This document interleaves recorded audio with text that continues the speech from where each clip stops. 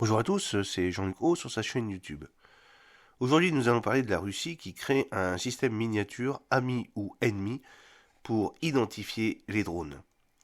Un nouveau transpondeur de petite taille pour l'identification des drones présenté au salon Electronics of Russia par la holding russe Electronics est capable de révolutionner l'industrie des véhicules aériens sans pilote drone.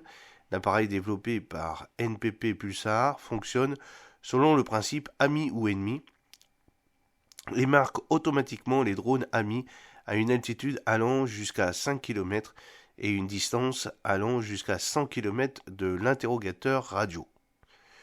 L'une des principales caractéristiques de cet appareil miniature innovant est sa capacité à fonctionner avec le système d'identification par mot de passe russe.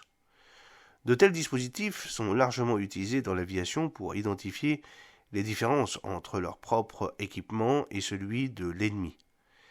Avec le développement de systèmes d'avions sans pilote et la présence d'un grand nombre d'entre eux dans la zone d'opération militaire spéciale, il devient nécessaire de disposer de dispositifs capables de déterminer l'identité du drone.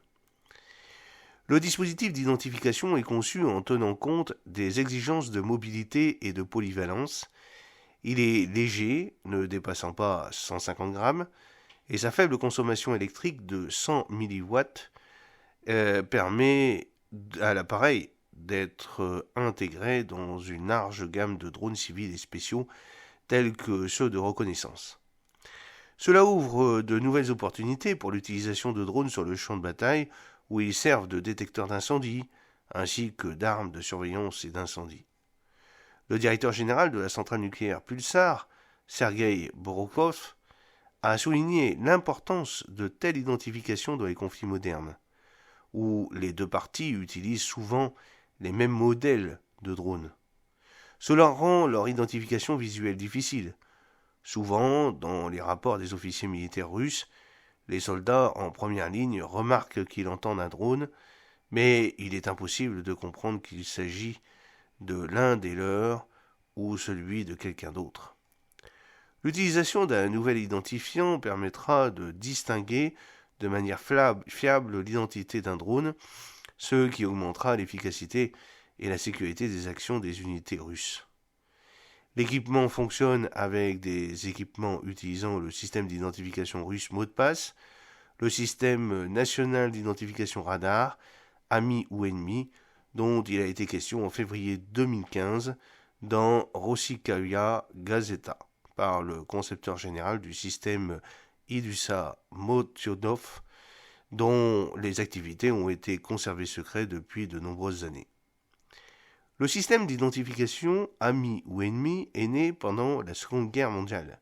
Il est paru tout d'abord pour la première fois pour les troupes américaines et britanniques où les pertes dues aux tirs amis s'élevaient à 20-25%. À leur suite, un système similaire a été développé en Union soviétique, écrit la publication. La Russie a dû repartir de zéro. Il était impossible de s'appuyer sur une expérience mondiale dans son domaine. Cet équipement sera en service pendant très longtemps. On ne peut pas le déchiffrer. Les avions équipés du système mot de passe sont tombés à plusieurs reprises entre les mains d'un ennemi potentiel, mais cela n'avait plus d'importance. Il n'y avait pas de code rempli dans l'équipement. Des milliers de leurs variantes changent chaque seconde selon une loi aléatoire. Seuls 2 pays au monde pouvaient se permettre une telle évolution, les États-Unis et l'Union soviétique. Le coût du système est si énorme que tous les pays ne peuvent pas se le permettre. La recherche de fonds pour le projet russe a été menée personnellement par le président du Conseil des ministres de l'Union soviétique, Alexei Kosygin, et le développement a coûté environ 5 milliards de dollars. Des tests militaires ont eu lieu en 1980. S'ils avaient été un peu tardifs, le système n'aurait pas vu le jour car les usines se sont effondrées et le pays n'aurait pas pu se permettre de dépenser autant d'argent dans les années 90. J'espère que cette petite vidéo vous a plu. N'oubliez pas de cliquer sur le pouce pour la promouvoir, de vous abonner si ce n'est pas encore fait et de partager cette vidéo sur vos réseaux sociaux. A très bientôt, fidèlement, Jean-Luc Haut.